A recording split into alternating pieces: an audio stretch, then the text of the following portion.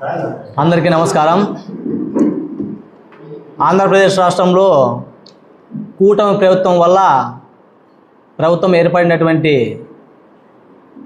కూటమి ప్రభుత్వం, మళ్ళీ ఆ కూటమి ప్రభుత్వం వల్ల ముఖ్యమంత్రి అయినటువంటి చంద్రబాబు నాయుడు గారి ఆధ్వర్యంలో ఈ రాష్ట్రంలో 2 సంవత్సరాల కాల వ్యవధిలో ఎక్కడ చూసినా అరాచకాలు, అక్రమాలు, హత్యలు, దోపిడీలు, మానభంగాలు తప్ప ఈ రాష్ట్ర ప్రజలకి చేసింది ఏమీ లేదు.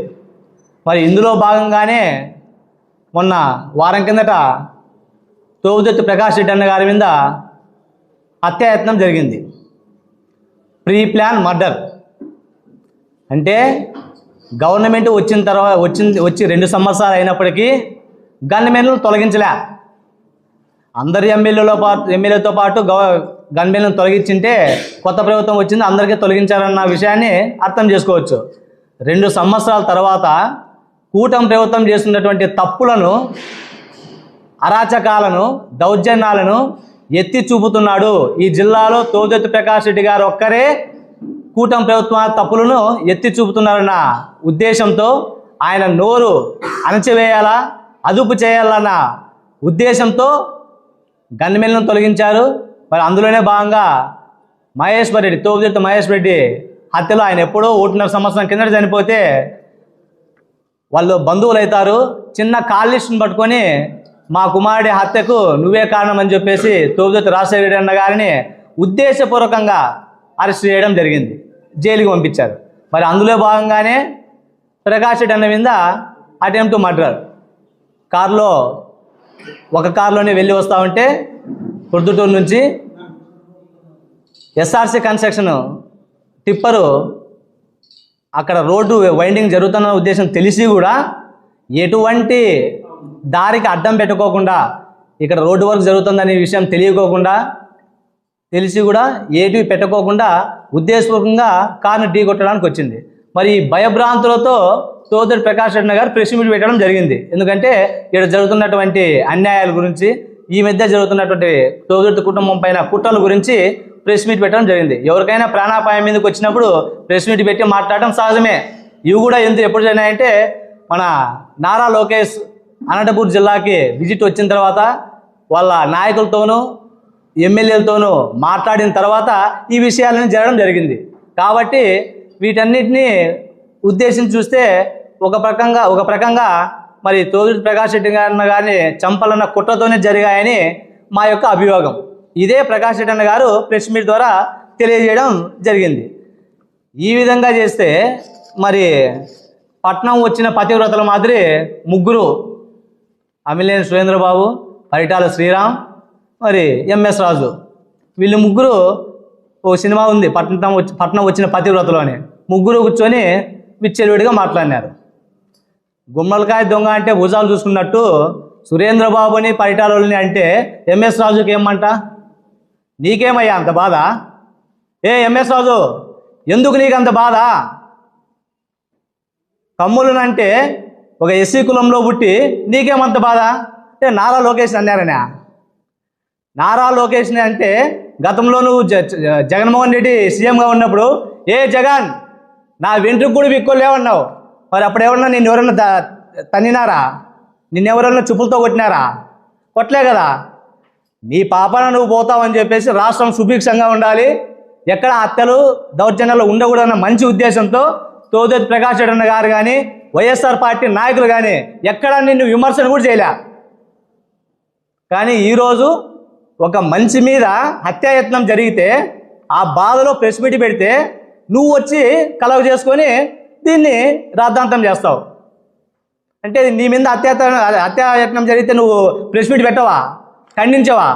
ఉదాహరణకి బజార్లో ఒక పిల్లవాడు బైక్ వేసుకొని ఫాస్ట్గా పోతే సన్నగో అంటాం. అమిలేని సురేంద్రబాబు గారు చెప్తున్నా, జెడ్పీ హాల్లో గిరిజమ్మ గారి చైర్మన్ ఛాంబర్లో జగన్మోహన్ రెడ్డి గారి ఫోటో ఉంటే ఉండకూడదు, తీసేయాలా. ఇప్పుడు మా గవర్నమెంట్ ఉందని తెలిసిన వ్యక్తివి నీ టిప్పర్ డ్రైవర్కి నువ్వు ఏ విధంగా పోవాలో నీకు సలహాలు ఇవ్వడం తెలీదా?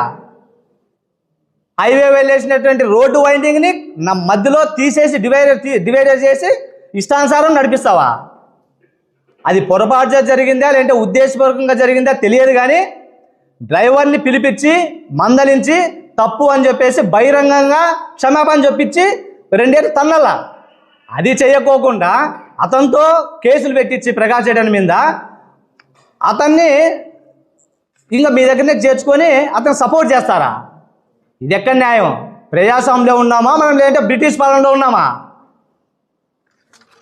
తర్వాత చంద్రబాబు నాయుడు గారు మన రాప్తాడు జిల్లాకు వచ్చినప్పుడు తోదటి ప్రకాష్ రెడ్డి గురించి మాట్లాడాడు.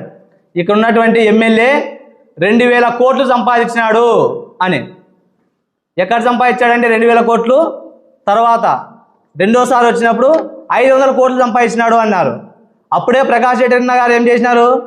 నేను ఎంత సంపాదించినానో ఒక ఖాళీ బాండ్ పేపర్లో సంతకం చేస్తా, మీకు ఇష్టం వచ్చినట్టు రాసుకోండి, పంచుదామంతా అని చెప్పేసి ప్రెస్ మీట్ ద్వారా ఛాలెంజ్ చేసినాడు. మరి ఎవరైనా ముందుకు వచ్చారా? వాళ్ళ 2000 కోట్లు ఏమయ్యాయి? ఎంఎస్ రాజు ఏమయ్యాయి?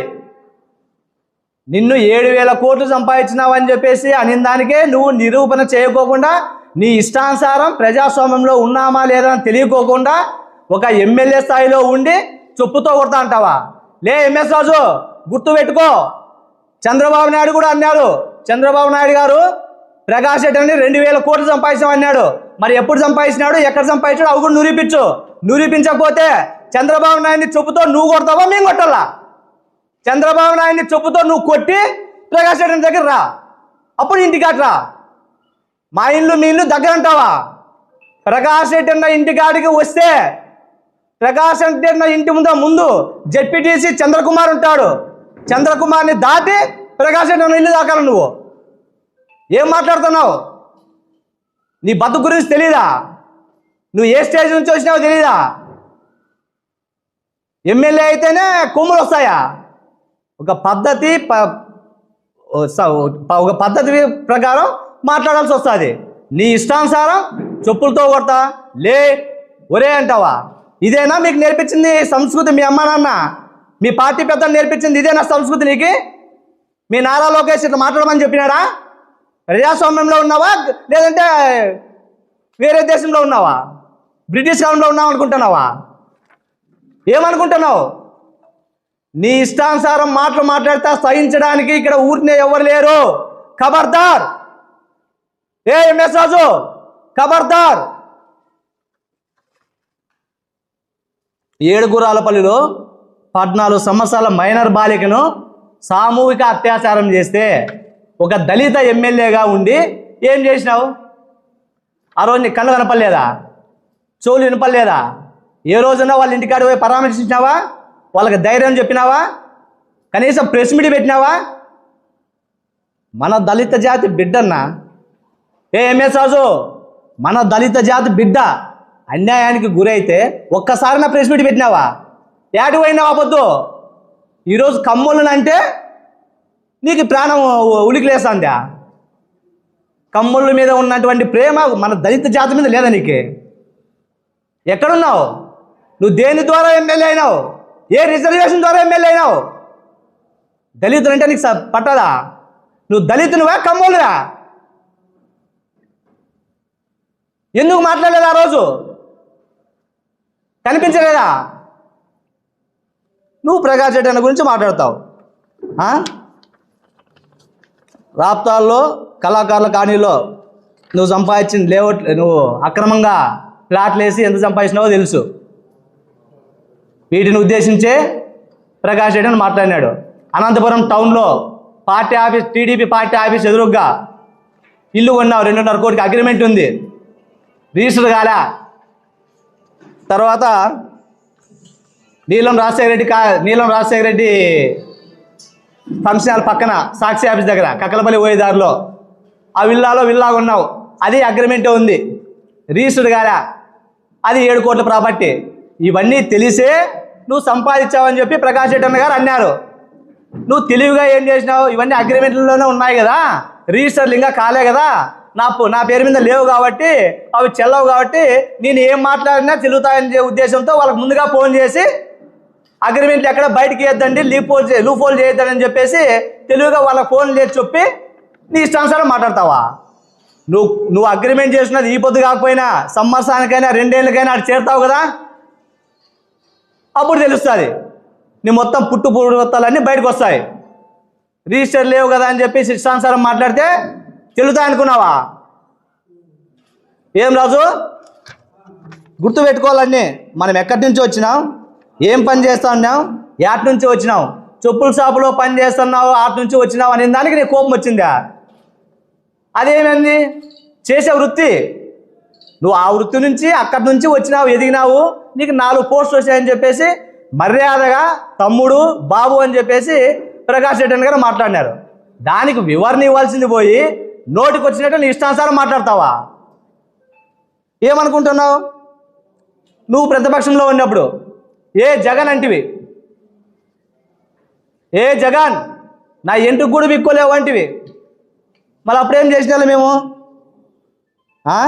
కులాన్ని అడ్డం పెట్టుకొని రాజకీయాలు చేస్తావు. సో కులానికి రాజకీయానికి ఏం సంబంధం? దళిత సంఘాలందరినీ చెప్పు చేతుల్లో పెట్టుకొని వాళ్ళని ప్రేరేపిస్తున్నావు. వాళ్ళు కూడా ఈరోజు రేపు ప్రెస్ మీట్ పెడతారు నీ మాటని.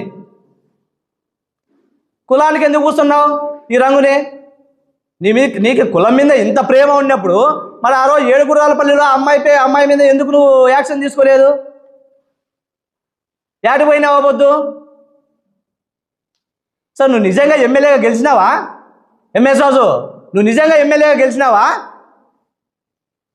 ఆ రోజు ఉన్నట్టుండి కౌంటింగ్లో మరొకసారి స్టాప్ చేసిరి. ఎందుకంటే అదే ఈవీఎం ప్రాబ్లము అని. పాపం ఆయన వీర్లకప్పన్న నోరు లేని మనిషి కాబట్టి ఏం మాట్లాడలేక కూర్చుని అయిపోయా. నా ఇట్లా ఉంటే చూపించింది ఏమనేది. ఎన్ని ఓట్లతో గెలిచినావు? 345 అని నువ్వు చూపించుకున్నావు. ఎంఎస్ రాజు, నీకు ఛాలెంజ్ చేస్తున్నా, ఇప్పుడు కూడా నువ్వు రీకౌంటింగ్ పెట్టించు. నువ్వు ఎమ్మెల్యే గెలిచావు కదా, రీకౌంటింగ్ పెట్టించు. నీకు చేతన అయితే రీకౌంటింగ్ పెట్టలేకపోతే రాజీనామా చేయి. జగన్మోహన్ రెడ్డి అండ ఉంటే, జగన్మోహన్ రెడ్డి నా పైన కరుణ చూపిస్తే నేనే నీ మీద పోటీ చేస్తా. చూసుకుందాం నీ చేతన అవుతుందో నాకు చేతన అవుతుందో. చేయి, రాజీనామా చేయి. నువ్వు నిజంగా గెలిచింటే రాజీనామా చేయి. ఏదో అంటావు కదా, వెంకటేశ్వర స్వామి దగ్గర పోయి ప్రమాణం చేద్దామని ప్రమాణం చేద్దాం రా. నువ్వు నిజంగా గెలిచినావా, జనాలు నీకు ఓట్లు వేసినారా, రీకౌంటింగ్ పెట్టించు. రాజీనామా చేయి. నీకు చేతనైతే రాజీనామా చేయి. నేనే నీ మీద పోటీ చేస్తా. మా జగన్మోహన్ రెడ్డి గారు ఆదేశిస్తే నేనే నీ మీద పోటీ చేస్తా. చూసుకుందాం. సిగ్గులేదా? మన కులంలో పుట్టి మన కులం వాళ్ళకి అన్యాయం జరుగుతుంటే ఏ పొద్దున ప్రశ్నించినావా? ఏ రోజన్నా నిన్న పెట్టినట్టు ప్రెస్ మీట్ పెట్టినావా? పెట్టవు. వేరే వాళ్ళకి అన్యాయం జరిగింది లేదంటే వేరే వాళ్ళని ఎవరన్నా మాట్లాడితే ప్రెస్ మీట్లు పెడతావు. కులాన్ని మర్చిపోయినావు, పుట్టిన కులాన్ని మర్చిపోయినావు. నోటికి వచ్చినట్టు ఇష్టానుసారం మాట్లాడతావు. మాకు లేదా నోరు? నీకు ఎవరికైనా చెప్పులు ఉండేది, ఆ పక్కలకు చెప్పులు ఉండవా? వాళ్ళకి చేతులు ఉండవా? ఎంఎస్ రాజు, గుర్తుపెట్టుకో, నీకు 2 చెప్పులు ఉంటాయి, ఆ పక్కలకు కూడా 2 చెప్పులు ఉంటాయి. నీకు 2 చేతులు ఉంటాయి, ఆ పక్కలకు కూడా 2 చేతులు ఉంటాయి. చెప్పులతో కొడతా అంటావా? నీకు అలవాటైంది చెప్పులతో కొట్టించుకొని తిట్టించుకొని అలవాటై అందరినీ మాట్లాడుతున్నావు. ఒళ్ళు దగ్గర పెట్టుకొని మాట్లాడు. ఎంఎస్ రాజు ఎమ్మెల్యే అయిండొచ్చు, ఎల్లకాలం పార్టీ శాశ్వతంగా ఉండదు, ఎల్లకాలం ఎమ్మెల్యేగా ఉండవు. ఎవరి అండ చూసుకొని నువ్వు రెచ్చిపోతున్నావో వాళ్ళకు కూడా వార్నింగ్ ఇస్తున్నా. ఖబర్దార్. నీ ఇష్టానుసారం మాట్లాడితే నాలిక కోసేస్తాం. ఇంకొకసారి వైఎస్ఆర్ పార్టీ నాయకుల గురించి కానీ, వైఎస్ఆర్ పార్టీ గురించి కానీ, తోపుదెత్తి ప్రకాష్ రెడ్డి అన్న గురించి కానీ, వాళ్ళ కుటుంబం గురించి కానీ మాట్లాడితే రాజు నాలిక కోస్తాం.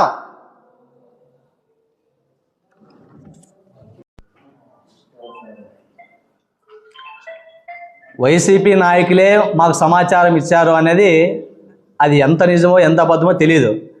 ఒక వ్యక్తి 100 మంది ఉంటే 100 మందికి మంచోడు కాలేడు. ఒక తండ్రికి 5 మంది కొడుకులు పుడితే 5 మంది ఒకే రకంగా ఉండరు, ఒకరు అట్లో ఇట్లో ఉంటారు. ఇక్కడ కడుపు కాలినాడు లేదంటే వానికి ఏదో ఆశలు ఉంటాయి, నేను అంత స్థాయి పోలా, అది చేసుకోవాలా, నాకు ఆపదలు కల్లా, నేను ఇంత సంపాదించుకోవాలా అని. ప్రకాష్ రెడ్డి దగ్గర అట్లాంటి ఆటలు సాగవు. నీతి నిజాయితీగా ఉండి ప్రజలకి హెల్ప్ చేయాలా, ఉపయోగపడాలా. రాజకీయాలంటే సంపాదన కోసం కాదు, ప్రజల కోసం అనేది ప్రకాష్ రెడ్డి గారు మాకు చెప్పినారు. నేను కూడా జెడ్పీటీసీ కాకముందు ఒక సర్వేరు, జెడ్పీటీసీ అయిన తర్వాత చంద్ర నీకు సర్వే గురించి అన్నీ తెలుసు, రెవెన్యూ డిపార్ట్మెంట్ గురించి అన్నీ తెలుసు, నువ్వు ఏదైనా చిన్న పొరపాటు చేసినా నా మీదకి వస్తుంది, జెడ్పీటీసీని అడ్డం పెట్టుకొని సర్వేర్గా ఉన్న జెడ్పీటీసీని అడ్డం పెట్టుకొని సంపాదించుకుని అంటాడని చెప్తే ఆ రోజు నుంచి ఇప్పటి వరకు నేను ఎక్కడ ఏమీ చేయకోకుండా కేవలం పార్టీకి ప్రజల కోసమే నా టయాన్ని కేటాయించాను. నాకే ఆశలు ఉంటాయి, సంపాదించుకోవాలా, ఇల్లు కట్టుకోవాలా, మేడలు కట్టుకోవాలా, బంగారు తీసుకోవాలని. మరి నా ఆశలు అవి చావు. అప్పుడు నేను ప్రకాష్ రెడ్డి మీద పోయి తప్పుడు మాటలు మాట్లాడుతుంటా. అట్లా కొంతమంది ఎవరో పోయి చిల్లరనాయలు పోయి చెప్పింటారు అంతే, దాన్ని బేస్ చేసుకొని మాట్లాడితే ఎట్లా?